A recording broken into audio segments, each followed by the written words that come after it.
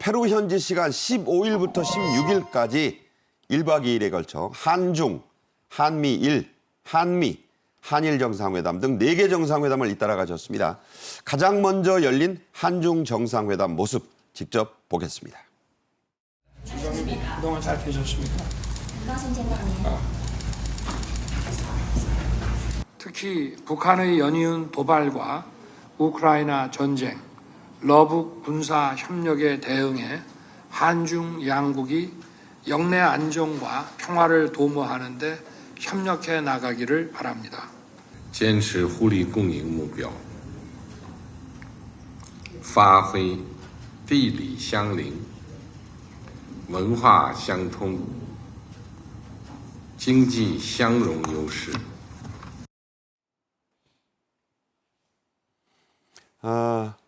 약 2년 만에 열린 한중 정상회담 핵심 의제는 러북 군사협력 그리고 북한의 도발 문제였는데요. 윤 대통령은 중국의 역할을 거듭 당부했고 시 주석도 이에 화답을 했죠. 네, 그렇습니다.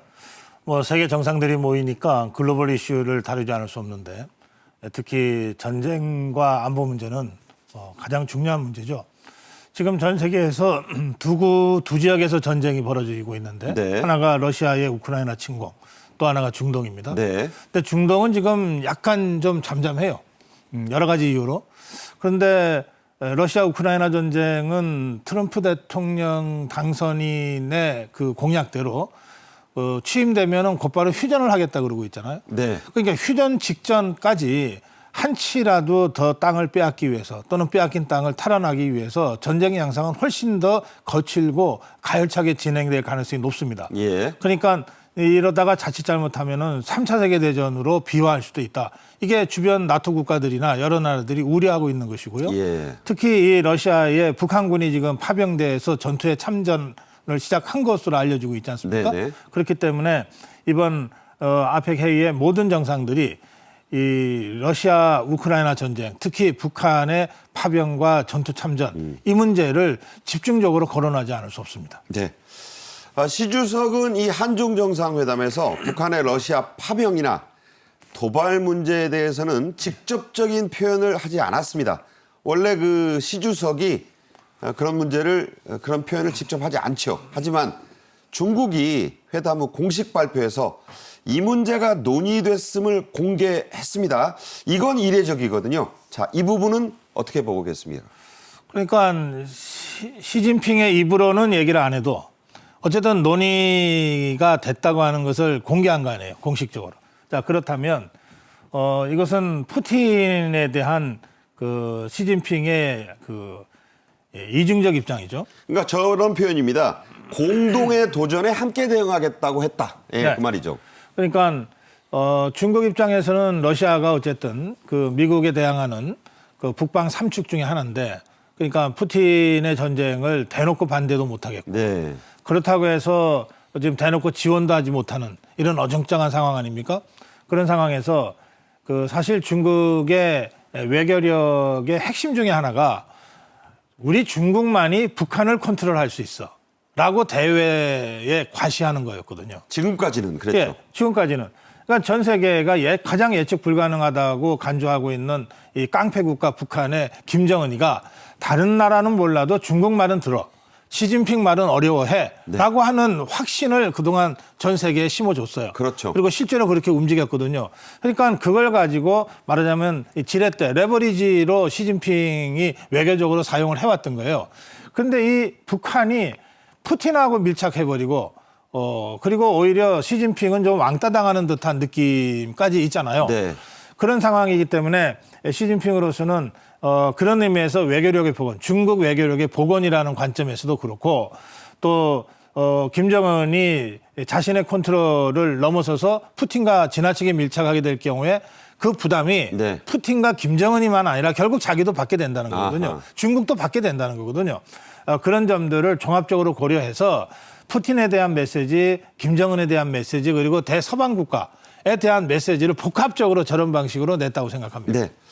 시진핑 중국 주석은 하지만 미중 정상회담에서는 이게 이제 14일부터 16일까지 시 주석이 윤 대통령을 포함해 8개 나라 정상들과 개별 양자회담을 했거든요. 그중에 또 미중 정상회담이 있었습니다.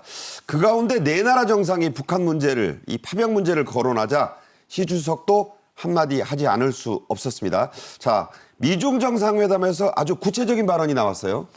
예, 그렇습니다. 사실 그 시진핑 입장에서는 북한과 러시아의 지나친 밀착은 중국의 국가 이익에 맞지 않아요. 네, 저렇게 아주 구체적인 얘기를 했습니다. 그러니까 저 얘기를 우크라이나 전쟁, 러시아라고 하는 단어를 쓰지 않고 네. 저렇게 표현한 겁니다.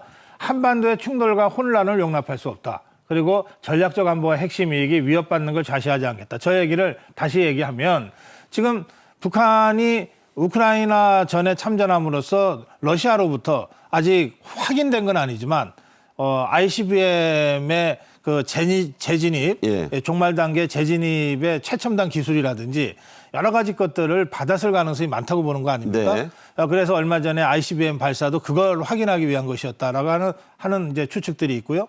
그다음에 북한군이 받는 월급보다 더 중요한 게 전사자가 발생했을 경우에 그 전사 그 비용이에요. 보상금. 예. 이른바 목숨값이죠. 그게 그 1인당 뭐 이 10만 달러다 뭐 이런 얘기까지 있습니다. 그러면 이 조 단위의 돈이 김정은이한테 돌아가게 될 건데 이거는 북한의 군사 규모나 또는 이른바 김정은의 통치 자금이라고 하는 그 규모를 감안할 때 네. 김정은 독재 정권이 수년간 저 러시아 용병으로만 그 통치 자금을 확보할 수 있다는 뜻이잖아요. 그렇죠.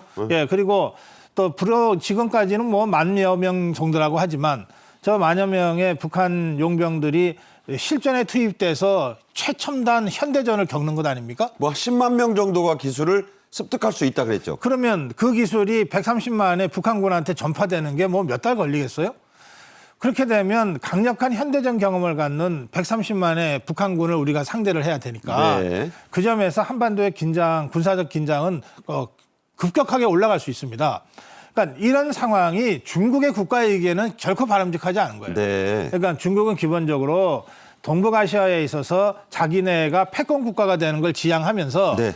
한반도나 동북아시아가 더 이상 군사적 긴장이 높아지지 않아서 미국이 굳이 개입하지 않아도 되는 그래서 이 동북아시아 지역에 있어서의 소맹주 역할을 사실상 인정받는 것이 중국의 국가이익에 제일 좋다고 보고 있는 거거든요. 네네. 그러니까 이미 시진핑이도 감히 미국을 상대로 해서 한번 해보자고 했던 1대1로 정책은 사실상 포기한 것 아닙니까? 아, 그러니까 미국이 양해하는 범위 안에서 동북아시아에 있어서의 맹주 정도로는 자기가 인정받고 싶은데 지금 김정은과 푸틴의 밀착이 그 구도를 흐트러뜨리고 있는 거거든요. 그러니까 이제 불쾌감을 노출한 거군요. 그렇습니다. 그래서 저렇게 구체적인 표현으로 한반도에 대한 표현이긴 하지만 구체적으로 김정은에 대한 경고와 푸틴에 대한 경고를 했다고 할 수 있습니다. 네.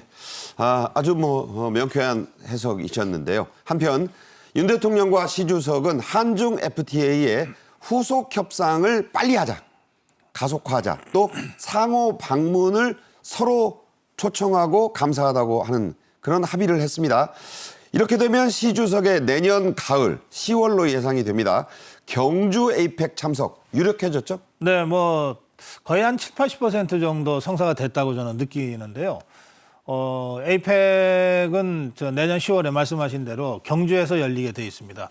경주에서 열리는데 이 아시아 태평양 그 정상들이 거의 모두 참석하는 회의입니다. 그런데 중국이 바로 옆에 대한민국 경주에서 열리는데 일부러 안 온다? 뭔가 다른 특별한 무슨 상황 변동 때문에 일부러 안 온다고 할 수는 있지만 네네. 안 오기가 어려워요. 예, 그런 점에서 저는 내년 10월에 경주에 시진핑이 나타날 거라고 생각합니다. 네. 그리고 사실 이 한중 간의 관계도 문재인 정부 때는 뭐 그야말로 이게 조공 외교 수준으로 우리가 중국으로부터 좀 얕보인 측면이 있잖아요. 그래서 대통령이 갔는데 혼밥을 뭐 몇 차례를 할 정도로 푸대접을 받기도 하고 그런데 이 외교 영역에서는 먼저 굽히고 들어가고 얕보이면 절대 대접 못 받습니다. 네. 그러니까 우리나라도 아마 우리보다 조금 이 국력이 약한 나라가 처음부터 굽히고 들어오면은 뭐 굳이 대통령이 의전을 하고 막 이렇게 안 할 가능성이 있어요. 물론 그러면 안 되지만 네네. 이게 이제 아주 냉엄한 국제 정치의 현실인데 네. 그 점에서 윤석열 정부가 출범 이후에 시진핑 국가주석이 이끄는 중국에 대해서 당당하게 할 말을 하는 외교를 쭉 해왔어요. 약간 고자세 외교였죠. 예, 좀 약간 좀 중국 입장에서 볼 때는 좀 불쾌하다고 느낄 대목도 있을 수 있어요. 왜 이렇게 뻣뻣해 그런 생각했죠. 그러나 그것은 전임 정부 5년간의 잘못된 한중 관계를 바로잡는 과정에서 역작용 측면이 없지 않아 있습니다. 네네. 예, 그래서 이제 한중 관계가 정상화되고 있는 겁니다. 그렇게 되니까 지난 5월에 한일중 삼국 정상회담이 열리잖아요. 리창이 왔었죠 그때는. 예, 그쪽에서는 총리지만은 왔잖아요. 그리고 이번에는 시진핑 주석도 윤석열 대통령을 초청했고 윤석열 대통령도 시진핑 주석을 초청했어요. 그런데 순서로 따지면 우리가 한 번 가면 저쪽이 한 번 와야죠. 네, 네. 그러니까 이번에는 시진핑 주석이 올 차례란 말이에요. 네. 예, 그래서 이런저런 것들을 종합적으로 감안하면 내년 10월에 경주 아펙 회의에 시진핑 주석이 방한해서 정상회의에도 참석하고 당연히 한중 정상회담을 하게 되겠죠.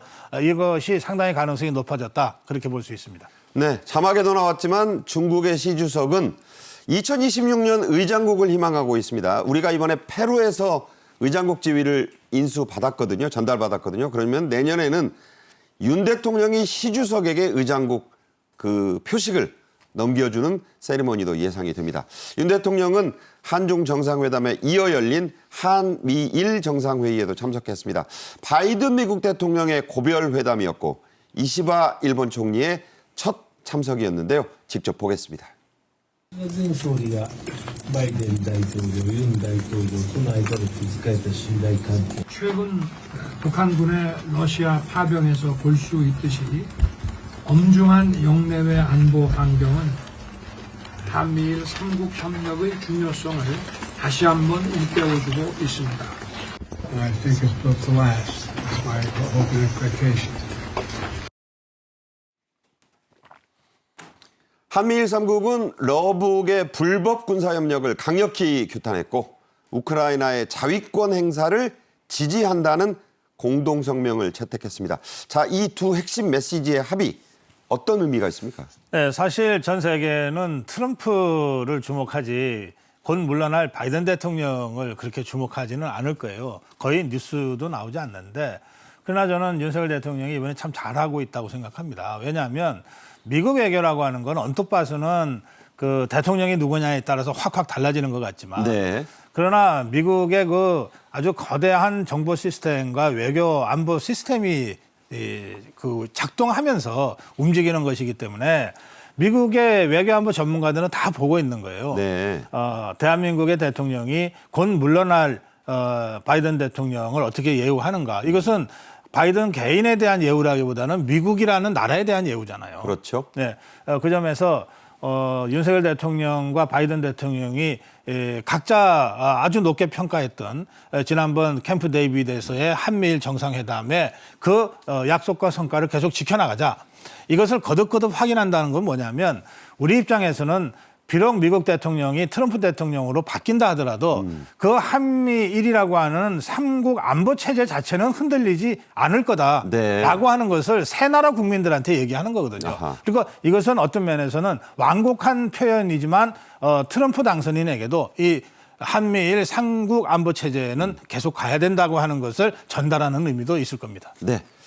윤 대통령은 내년 1월 20일에 퇴임하는 바이든 대통령과 약 10분간 고별 회담을 했습니다. 윤 대통령 15일 하루에만 바이든 대통령과 3번 조우를 했습니다.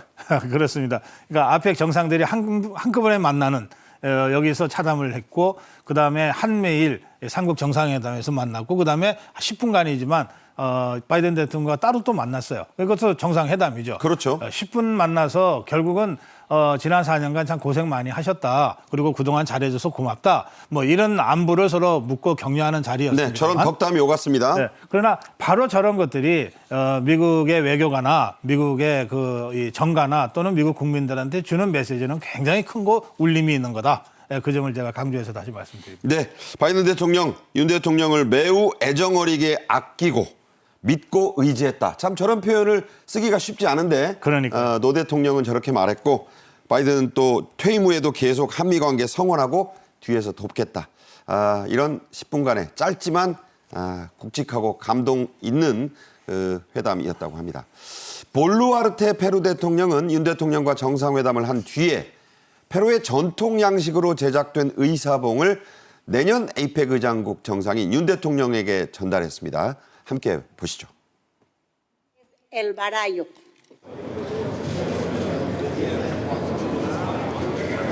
내년 경주 에이펙 정상회의의 주제는 우리가 만들어가는 지속 가능한 내일입니다. 우리는 내년 정상회의에서 더 긴밀하게 연결되고 더 혁신하며 번영하는 아태 지역을 만들 미래의 청사진을 제시할 것입니다.